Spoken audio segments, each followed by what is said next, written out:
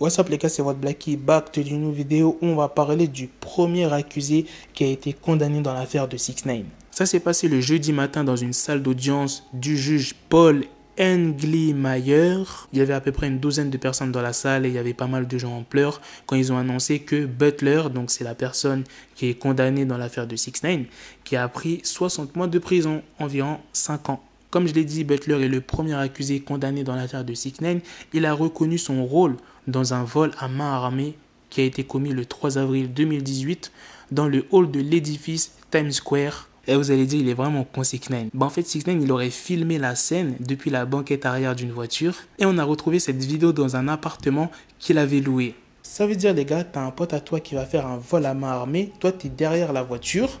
T'es en train de filmer la scène et après tu te fais péter. Les flics ont retrouvé la vidéo dans le tel. Faut vraiment être con pour faire ça. Pourquoi filmer en fait? À part si tu veux te faire niquer bêtement. Le juge Englymeier, il a dit quoi à Butler? En mode, il lui a dit, vous êtes vraiment chanceux que personne n'ait été tué durant cet incident. Ça veut dire qu'il aurait peut-être pris plus que 5 ans. Donc il a pris la peine minimale. Butler, il a eu de la chance, on va dire. Et il y a la famille de Butler qui ont donné des lettres au juge. Et dans ces lettres-là, ils expliquaient comme quoi que Butler était quelqu'un de très gentil. Il était dévoué envers ses proches, qu'il prend soin de tout le monde, qu'il ferait tout pour que sa famille soit en sécurité et stable. Enfin bref, vous voyez quel genre de lettre. Le prochain accusé dans l'affaire, ça sera l'ancien garde du corps de 6ix9ine.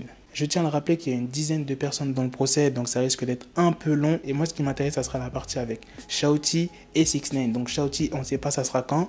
Et pour 6ix9ine, ça sera début septembre. Comme je vous l'avais dit, le 4, plus précisément. Et là, on saura vraiment si 6ix9ine va sortir de prison ou s'il va rester plus longtemps en prison. Donc ça sera comme TK, on saura vraiment quoi. Autre news, bon, c'est pas sur 6ix9ine, c'est pas sur un autre rappeur, on va parler de Instagram.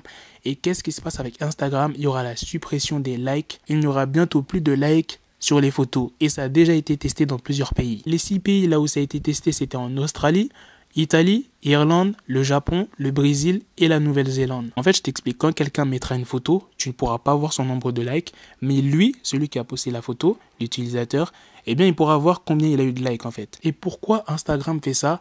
Nous faisons actuellement un test qui cache le nombre de likes et de vues de vidéos pour certaines personnes et dans ces pays, Australie, Brésil, Canada, Irlande, Italie, Japon, Nouvelle-Zélande. En gros, c'est pour éviter les gens qui sont prêts à tout pour des likes et des vues sur Instagram. Nous voulons que vos amis se concentrent sur les photos et les vidéos que vous partagez et non sur les nombres de likes que vous avez. Vous pouvez toujours voir vos propres nombres de likes en cliquant sur la liste de personnes qui ont aimé le post, mais vos amis ne seront pas en mesure de voir combien de likes a reçu votre post. Et Instagram a été classé en 2017 comme le pire réseau pour la santé mentale des jeunes au Royaume-Uni. Je vais vous expliquer pourquoi, parce qu'il y a une étude qui montre que 72% des adolescents du pays, donc en Royaume-Uni, utilisaient Instagram et que 40% d'entre eux se sentaient obligés de conserver que les photos et les vidéos qui avaient beaucoup de likes et de commentaires. En gros, les gens se sentent obligés de garder les photos qui ont le plus de likes, le plus de vues, et celles qui n'ont pas trop de likes, bah, ils les suppriment direct. Et c'est vrai que ça peut jouer sur le mental de certaines personnes.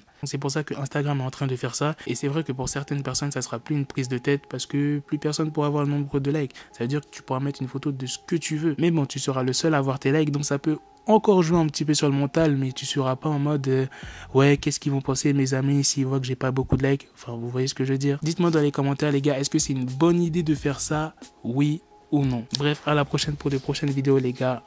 Peace. Got the bezel, had to switch my schedule on my dick, she Lego, never Lego. Her stuck up on me, so I call her Velcro. Till I need my dinero pendejo.